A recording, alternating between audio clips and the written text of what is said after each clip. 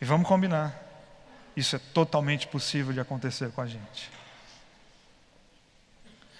Quando a vida começa a se levantar, é um problema aqui, é um problema ali, é outro aqui, e aí de repente já tem tanto problema que até probleminha pequeno vira problemão.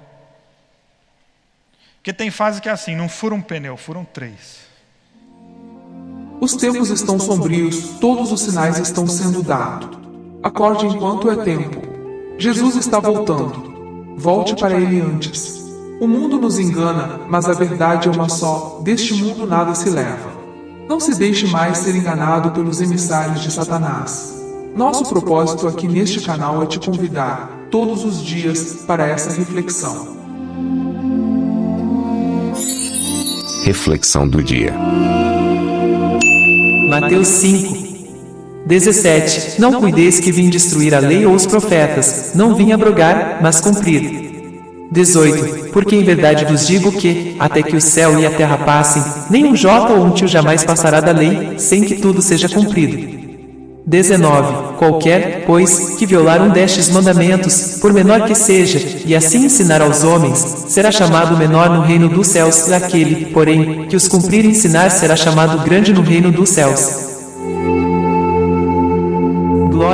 Glórias a Deus.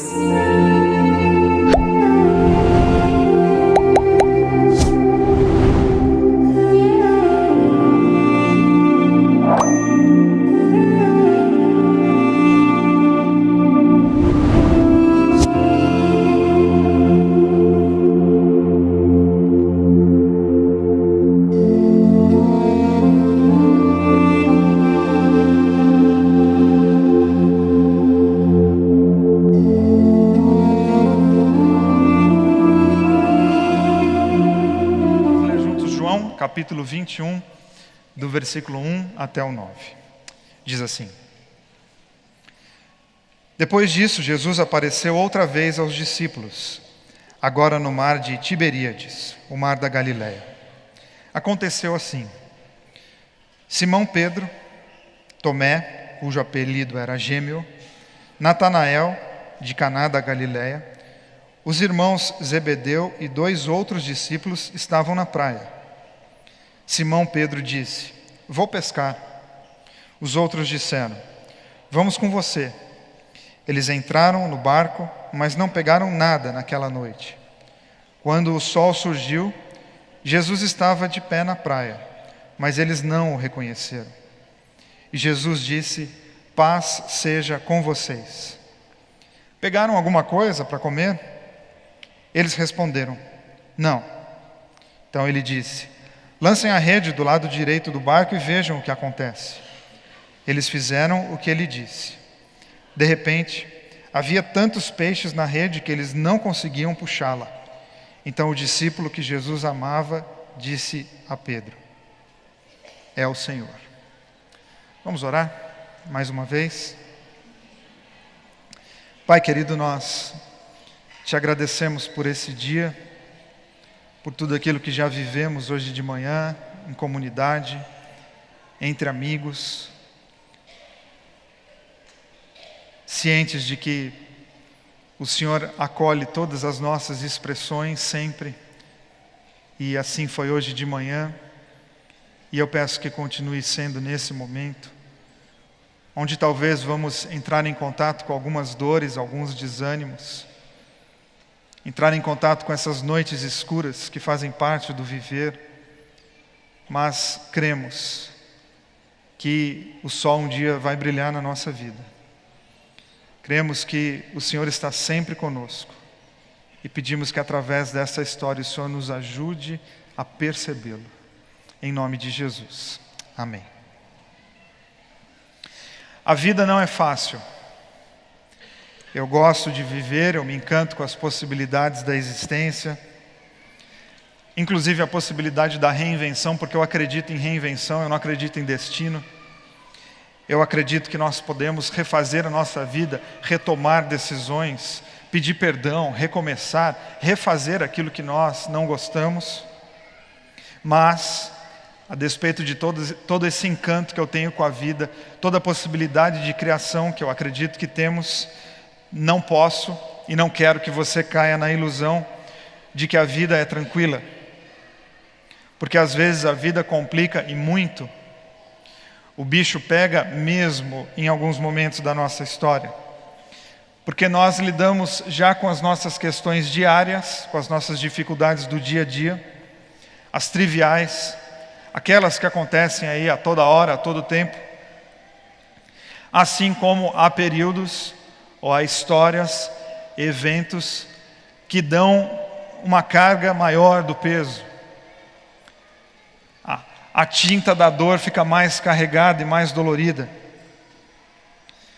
Há momentos em que a vida vem e mostra a sua face cruel, pesada e dolorida. Nós sabemos que isso acontece, podemos até negar às vezes, mas nós sabemos que a vida tem esses momentos extremamente complicados. E isso ainda nos assusta. Mesmo sabendo que o sofrimento, que a dificuldade, que a dor, esses itens fazem parte do viver, quando eles chegam, eles também assustam, eles ainda assustam. E nós não queremos encarar isso. Saber da aleatoriedade da vida não nos deixa tranquilo. O que a gente quer é tranquilidade, é tentar aplainar a estrada, é deixar o mar flat, sem muita onda, sem muita preocupação, sem muita tormenta.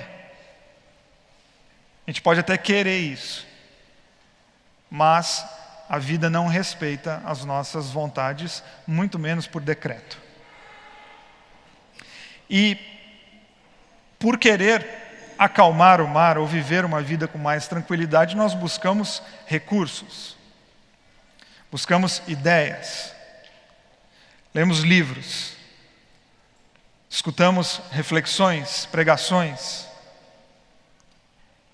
buscamos Deus para nos proteger dessa dificuldade do viver. E exatamente por buscar Deus para blindar a vida, por vezes nós ficamos desanimados com Deus.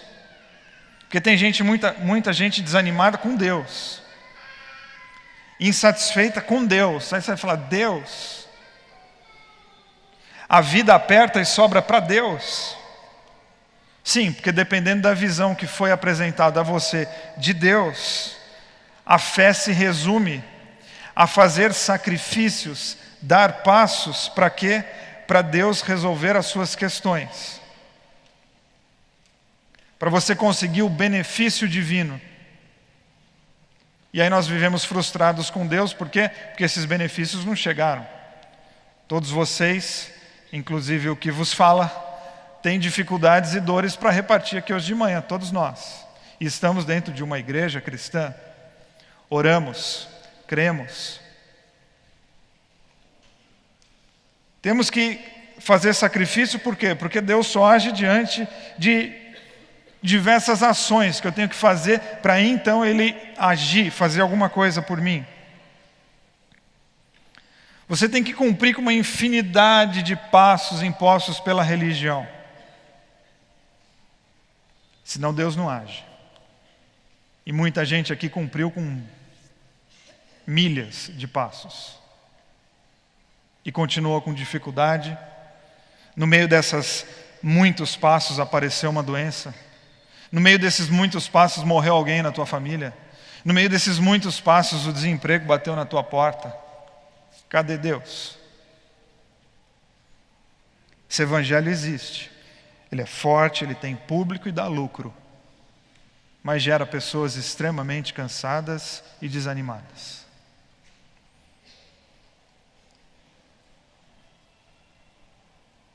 Gera frustração porque você deu muitos passos.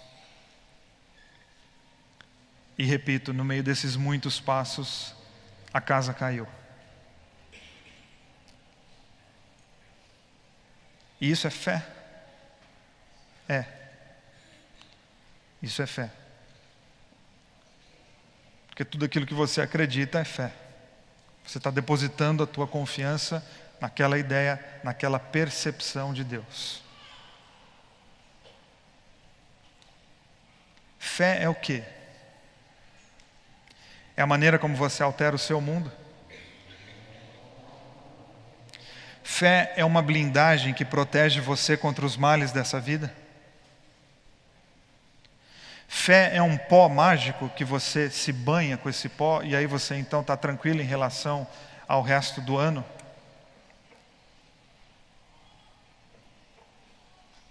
Isso é muito estranho à luz da vida de Jesus, que sofreu tanto, que passou por tanta dificuldade. Isso é estranho à luz do texto de Hebreus, quando fala sobre os heróis da fé. Homens e mulheres que viveram de uma maneira linda, abraçados com Deus, e que viveram e que sofreram as dores do mundo como todos os outros seres humanos. E deixaram um exemplo não porque foram blindados, eles deixaram exemplos porque enfrentaram. Os nossos grandes exemplos de fé não foram pessoas que conseguiram fazer uma doma em volta de si e passaram pela existência sem problemas. Não. Os nossos exemplos de fé foram pessoas que enfrentaram tudo o que nós enfrentamos. E onde que está a beleza da fé? No enfrentamento. Eles enfrentaram. E muitos não conseguiram aquilo que havia lhes sido prometido. Morreram no meio do caminho, e eles são exemplos de fé. Mas em algum momento nós perdemos essa percepção de fé, infelizmente, e a fé passou a ser então a capacidade que uma pessoa tem de pensar em coisas boas e atrair coisas boas. É uma mistura de fé com neurolinguística. Pense coisas boas que você vai atrair coisas boas. Eu já falei para você que teve uma época que me perguntaram tanto esse negócio da lei da atração, que eu comecei a pensar. Eu não pensei em muita coisa não, eu pensei só em 3 letras. BMW, para ver se aparecia uma para mim. E nunca apareceu. Porque não é o fato de eu ficar pensando em alguma coisa que essa coisa vai aparecer. Então eu tenho que ficar pensando em coisa ruim? Não, você tem que viver de uma maneira bonita, enfrentando tudo aquilo que a vida está apresentando para você. Porque senão a fé vira isso, vira um segredo. E diante dos problemas eu jogo o meu pozinho de fé. E aí esse pozinho altera a realidade. Como que se altera uma realidade? Não, fé não é resolver problema. Fé é a maneira como você vive os seus problemas. Eu vou falar de novo para você não achar que eu me enganei. Fé não é resolver problema. Muito menos a partir de decreto e de oração. Fé é como você vive os seus problemas, porque o problema está no viver. Você está vivo? Tá, então você vai viver problemas. A fé é como você vive os teus sucessos, para você não se perder na soberba, e os teus fracassos, para você não morrer com as tuas frustrações. Isso é a fé. Ela te propõe um comportamento diante de tudo aquilo que a vida oferece. Então a fé é uma repetição de palavras? Não, a fé tem muitas palavras, é verdade. Mas fé é também como eu caminho quando me faltam palavras. É quando eu não sei o que dizer. É quando também eu não sei nem como orar. É quando eu não sei nem como me expressar. A fé me faz continuar caminhando, sem deixar que eu me perca. Nos meus sucessos, nem nos meus fracassos, porque as duas coisas podem me levar a uma terrível perdição. Fé é a maneira como eu continuo quando o mar não está para peixe, usando aqui a metáfora do nosso texto. E fé em Deus é viver também com os silêncios de Deus. Então eu pergunto para você, qual que é a tua definição de fé? Eu pergunto apenas para você responder para si mesmo. Para isso ser um exercício pedagógico. Quando eu falo a palavra fé, o que lhe vem à mente? Qual é a primeira coisa que você... Fé, o que é que vem? Porque a gente precisa entrar em contato com as nossas respostas, porque talvez a nossa vida esteja travada exatamente porque nós somos presos em uma resposta. Porque me falaram que fé é vencer. E eu estou num acúmulo de luta e derrota. Então você não tem fé? Então como é que ficam os heróis da fé? Como é que ficam os nossos grandes exemplos da Bíblia diante das lutas e das derrotas que eles enfrentaram? Então, a partir disso, eu quero pontuar 3 coisas com vocês, e a primeira delas é que a fé nos motiva a encararmos os nossos cansaços e desânimos. Você já parou para pensar se você está cansado ou desanimado? Acho que a maioria vai dizer, pode pôr os 2 na lista. Qual que é a diferença? Cansaço é físico, alguma coisa que um feriadão aí pode te ajudar a resolver. Fica um mês deitado numa rede lá numa praia no Nordeste, quando você voltar, passou o cansaço. Desânimo não. Cansaço é físico e precisa ser cuidado. Desânimo é espiritual, é emocional e precisa muito ser cuidado, porque isso pode desencadear problemas maiores ainda. Cansaço é você ir para o trabalho todos os dias. Desânimo é você estar desempregado há meses. Acho que é uma boa maneira da gente organizar. Cansaço é você levantar todo dia e trabalhar. E desânimo é você não poder levantar e ir trabalhar. Porque vai mexendo com as tuas emoções, com o teu mundo interno. Vai encurvando, e os dias vão ficando cada vez mais pesados. Mas, apesar da diferença aqui que eu estou querendo fazer com vocês, às vezes a membrana que separa o cansaço do desânimo, ela é tão fina, que nós jogamos tudo no mesmo saco e gritamos, eu não aguento mais. E há momentos que a gente não consegue gritar, eu não aguento mais. E João nos apresenta um texto de desânimo e de cansaço. Após a ressurreição de Jesus, os discípulos voltaram para suas antigas atividades como pescadores. Pedro sai para uma pescaria e os outros acompanham Pedro na pescaria, e você viu, eles passam a noite toda sem pegar nada. E aí, desapontados, cansados, desanimados, eles voltam para a margem. E lá eles encontram com Jesus. Mas o desânimo é tanto. A neblina perto dos olhos é tanta que eles não conseguem perceber que é Jesus que está ali com eles. Eu acho que eles estão cansados e desanimados porque aquela rede vazia, ela está para além de uma rede sem peixe. Aquela rede vazia é uma expressão do momento de vida. Não é que não tem peixe na rede, é que eu não tenho sentido no coração. Não é que não tem um produto fruto do meu trabalho dentro dessa rede, é que no momento eu tenho um sentimento de vazio em relação à vida. Por que eu estou vivendo da maneira que estou vivendo? A vida vale a pena? Acreditar no que eu creio, do jeito que eu creio, vale a pena? Ou seja, aquela rede vazia, ela é uma lembrança, uma figura, um desenho de como eles estão por dentro. Eles estão vivendo ausências. Porque Jesus, a razão da vida, morreu. Não está mais entre eles. Aquela possibilidade de um contato visual, de estar com Ele, não existe mais. Ele morreu. E o cansaço de não dar conta das demandas da vida. Cadê o peixe nessa rede? Cadê a quantidade de seguros que você tem que bater no mês? Cadê a quantidade de venda que você tem que tocar lá? Cadê? Cadê? Você precisa dar conta, vamos, a vida é número, vamos. Ou seja, eu tenho um sentimento espiritual de vazio, de falta alguma coisa dentro de mim, e um cansaço físico de trabalho, porque eu trabalho, e no final do mês eu não consigo chegar aonde eu deveria. Não é nem onde eu queria, é onde eu deveria. Porque todos nós aqui temos as nossas muitas demandas, as nossas muitas coisas, as grandes perguntas e as pequenas perguntas que nós temos que responder. E por vezes,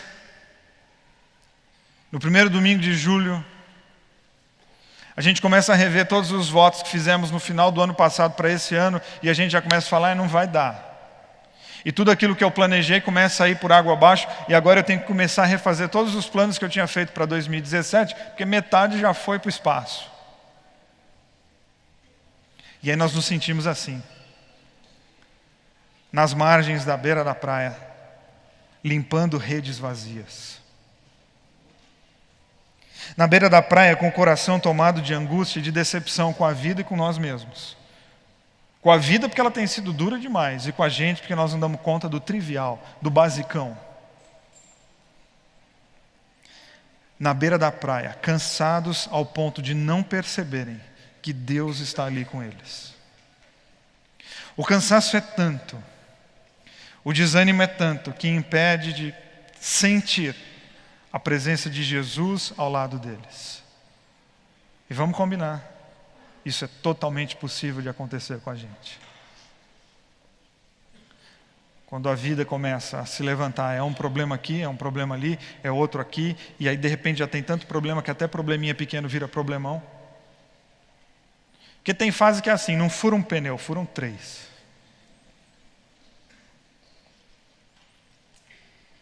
E aí nós questionamos Deus por causa de pneu furado. Por quê? Porque já está tudo tão complicado. Já está tudo tão dolorido. Já está tudo tão desgastante. São as noites escuras da alma. Ou como diz o Anselm Grun, a noite da inutilidade. Aquela noite, e noite aqui não é um período de horas, mas noite é um período, é uma fase. Na Bíblia, a noite, quando fala das noites, a noite escura, a noite que não acaba, o choro pode durar uma noite, mas a alegria vem de manhã. Não é esse período que a gente dorme aí, não, de 12 horas, de 8 horas. Não, noite é essa fase. Tem gente que está de noite aqui faz 10 anos. Tem gente que está de noite aqui faz 6 meses. Porque a noite é exatamente um período onde eu não dou conta de tudo aquilo que está acontecendo comigo. E eu tenho a sensação de inutilidade. Que período inútil. Mas quem vai determinar se esse período vai ser produtivo ou vai ser inútil não é o período, é você. Quem dá um significado para as fases da vida não é a fase da vida, é você. Quem vai dizer se essa noite escura da alma é também a noite da inutilidade, não é a noite, é você. Porque quem responde às grandes perguntas da vida não é a vida, é você. É você que diz como é que sua vida vai ser nesse período tão complicado.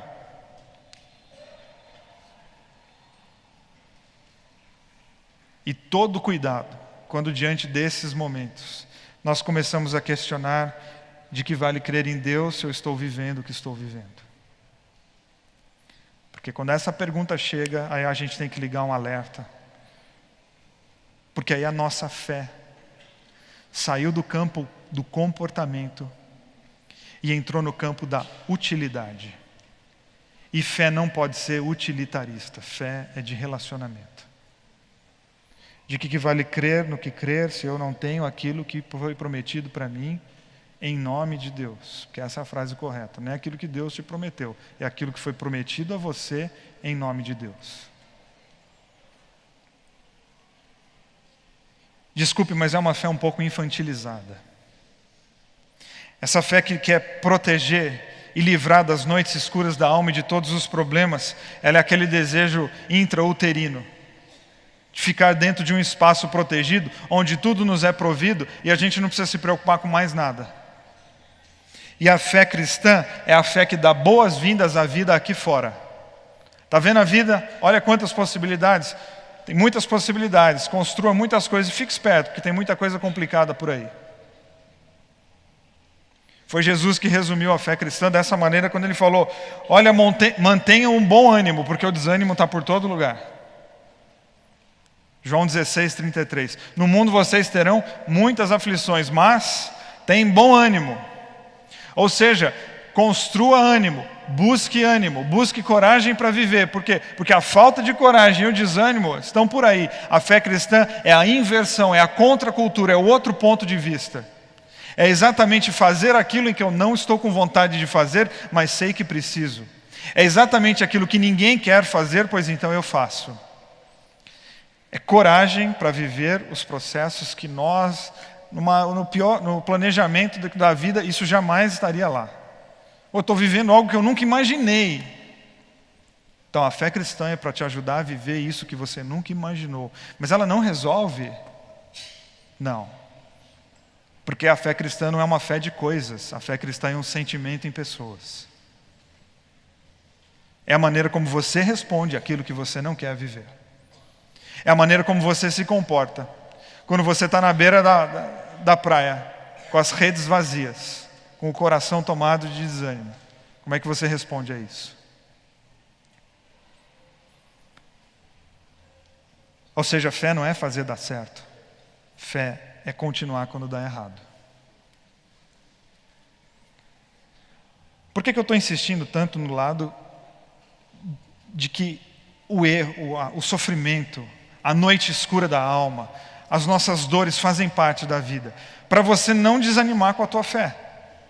Porque a conta seria qual? Não, Deus está aqui, porque você tem fé, você vai passar igual um trator por cima de todas as suas situações. Não, você não pode passar por um trator por todos os seus problemas, porque talvez um dos seus problemas seja os seus filhos. Você vai passar igual um trator por cima deles?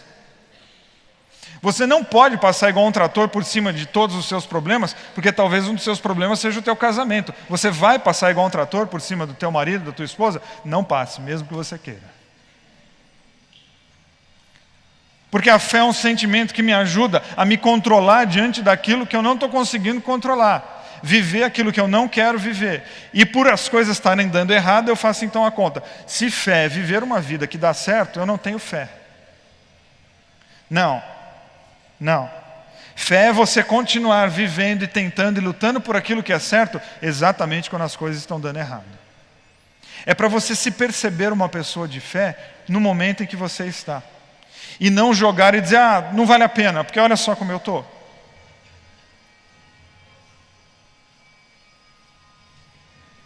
A fé não altera situações, a fé altera comportamentos. E os seus comportamentos vão gerar novas situações. Mas você que é o protagonista dessa vida. Então, se você está vivendo momentos muito duros na tua vida, eu convido você a expressar a tua tristeza e não a tua culpa. Eu convido você a chorar e não a se anular. Eu convido você a colocar e derramar a tua vida diante de Deus, expressando as suas dores e não se culpar porque as coisas não estão dando certo. Porque se você está vivendo as noites escuras da alma e está doendo e você está em sofrimento, você está em boa companhia. Na Bíblia está cheio de gente para te acompanhar. Vou te colocar aqui para você 2 textos de ninguém menos do que Davi. Olha só. Davi no Salmo 6, versículo 7 diz assim: estou cansado de tudo isso, muito cansado. Minha cama está inundada. Há 40 dias e 40 noites no dilúvio das minhas lágrimas. Meu colchão está encharcado, ensopado de lágrimas. As órbitas dos meus olhos são buracos negros. Quase cego, vou piscando e tateando. Estou rouco de tanto pedir socorro. Meus olhos estão lacrimejantes e turvos de tanto procurar Deus no céu. Só 2, só para a gente não sair daqui muito na fossa. Porque você começa a ler uns caras igual o Davi, nesse momento da vida dele, você fala, até que eu estou bem. Não é não? Pô, eu estou no dilúvio das minhas lágrimas. Fala assim, Davi, menos. E eu estou com os olhos lacrimejantes e turvos de tanto procurar Deus no céu. É porque talvez Deus esteja entre os homens, se você está procurando Ele no lugar errado. Ó, que boa companhia que nós temos, Davi.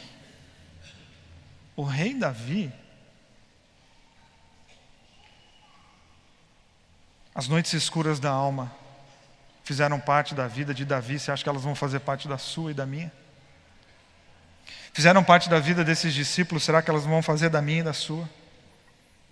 Ou seja, sofrimento não é falta de fé, sofrimento é a humanidade acontecendo de uma maneira nua e crua na tua história.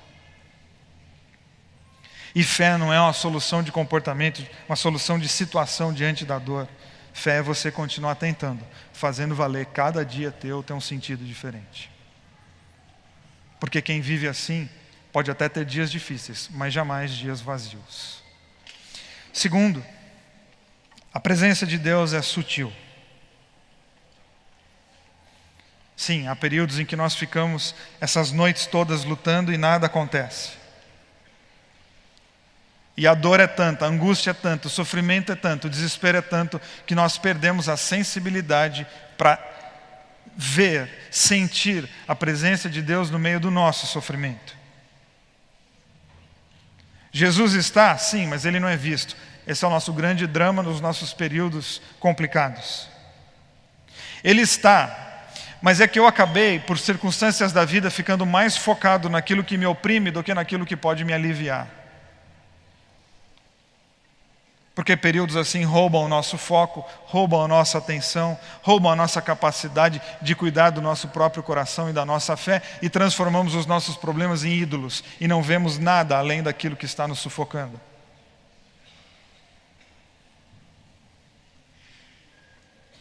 Então Deus está. Ele disse que estaria sempre.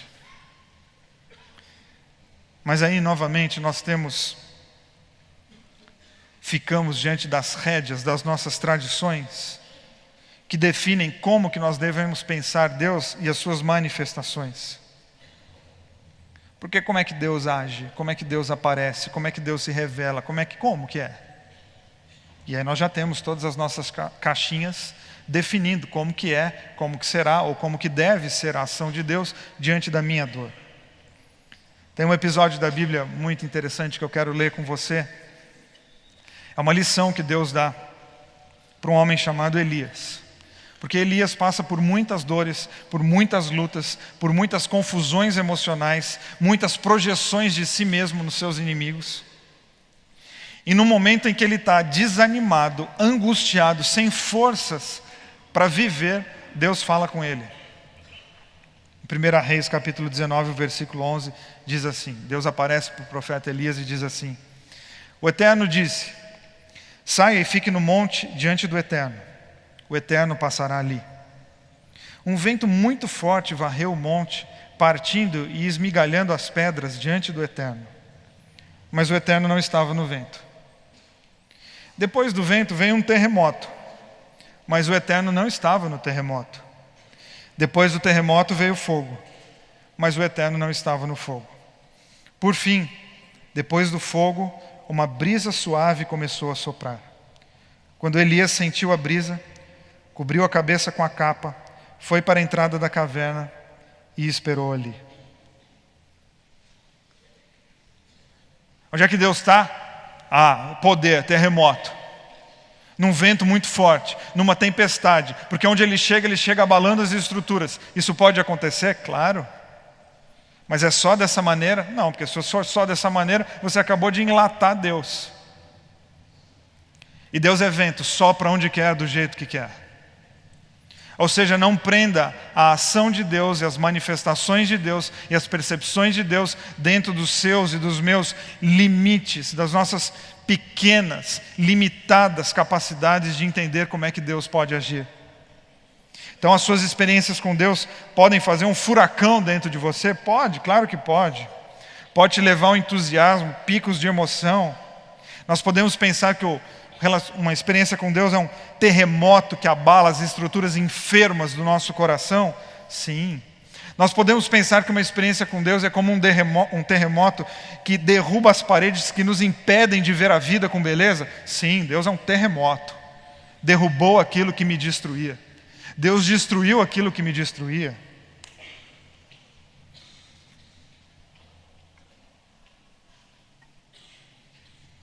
Deus pode ser um furacão? Pode. Pode ser. Pode ser como um vento muito forte que trouxe e foi varrendo tudo? Pode. Deus pode, mas Deus não é isso. Depois do terremoto, depois do furacão, veio o fogo. E Deus pode aparecer com fogo? Pode. Aliás, o fogo é uma metáfora na Bíblia para muitos sentimentos. Pode ser o fogo como símbolo da ira divina? Pode. Eu prefiro, na minha caixa, nas minhas definições, vê-lo como o fogo que queima as minhas impurezas. Transforma os meus pecados em cinzas. Então ele queima os meus pecados e eu não peco mais? Não. Ele queima também o peso da culpa para que eu viva com leveza. Deus é fogo. Mas depois dessas cenas mais fortes de terremotos, fogos e ventanias, Deus aparece aonde? Numa brisa suave. Porque ele pode estar no terremoto, ele pode estar no vento, ele pode estar no fogo, mas ele não é nenhuma das três coisas. Porque ele é vento e sopra onde quer. Porque Deus pode ser encontrado em lugares inesperados e nos tocar de uma maneira que a nossa tradição não contempla.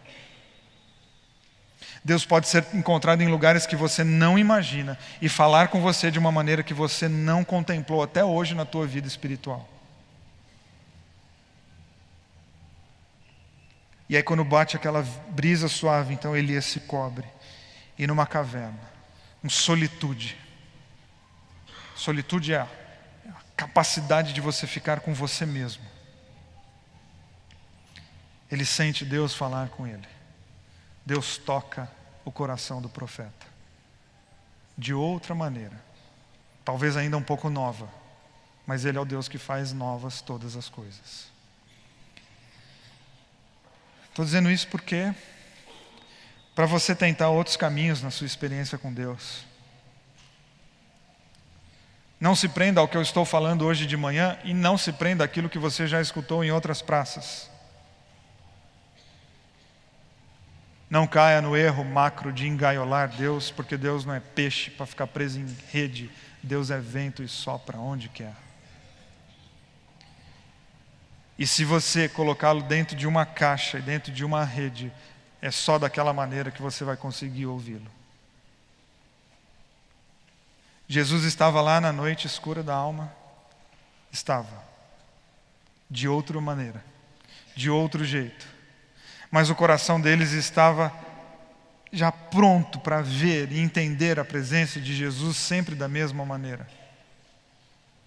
Perderam a expectativa, perderam o assombro, perderam a surpresa, porque estavam presos na mesmice.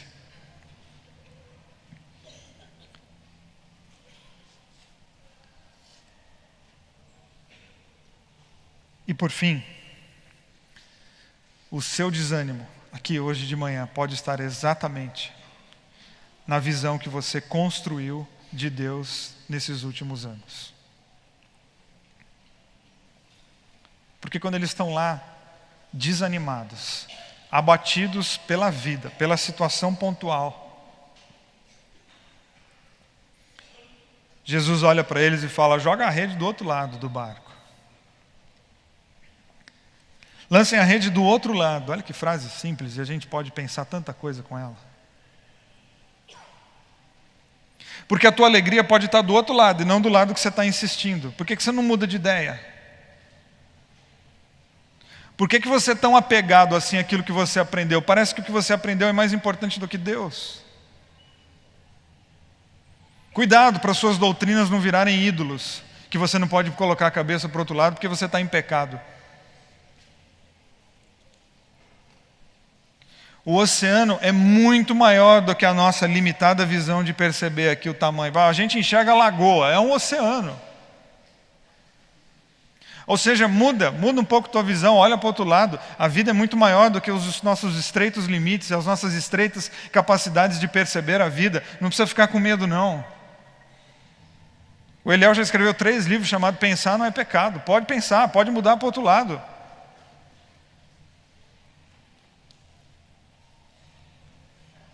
Porque o seu caminho de cura pode estar exatamente no oposto nesse caminho que você está insistindo. Você já levou isso em consideração? Você já parou para pensar que existe uma vida diferente da que você está vivendo e ela não é errada? Isso é tão bonito quando a gente contempla a possibilidade de que existe verdade do outro lado. De que existe beleza aqui longe de mim. Existe uma maneira de viver correta e eu ainda não pensei nela. E Jesus está dizendo: vocês ficam insistindo sempre na mesma coisa, faz de outro jeito, pensa de outra maneira, muda a sua maneira de pensar, se desprenda, porque na verdade você está tentando colocar Deus em redes, mas você é que está preso nelas. Você fez um cárcere para Deus, mas você não percebeu que você não prendeu Deus, você prendeu a si mesmo. Quem está preso nessas ideias não é o Espírito, porque ele é vento e sopra onde quer, quem está preso é você. E se você não virar a cabeça para o outro lado, você está preso num ambiente que, pelo que eu estou entendendo, é desanimador e extremamente cansativo.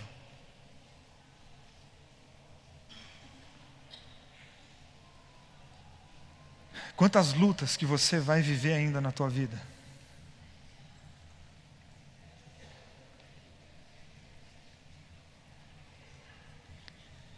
Será que a gente já não está na hora de começar a tentar construir a vida com algumas alterações? Não estou dizendo que precisa alterar a tua vida inteira, mas você se sentir livre para. Falo tanto isso aqui, tanto esse exemplo aqui com casamento, por exemplo. Tem casais que estão passando por dificuldade, aí chegam aqui e falam assim, mas nós estamos tentando já faz 3 anos. Mas a questão não é o tempo, a questão é como. Faz 3 anos que vocês tentam do mesmo lado do barco, tenta do outro. Porque vocês estão ligados em dias, vocês estão ligados em calendário. E às vezes a questão não é quanto tempo que vocês estão tentando, a questão é de que jeito. E outra, se vocês estão há 3 anos tentando desse jeito, vamos combinar que está na hora de mudar, né? Porque vocês são livres para tentarem de outra maneira.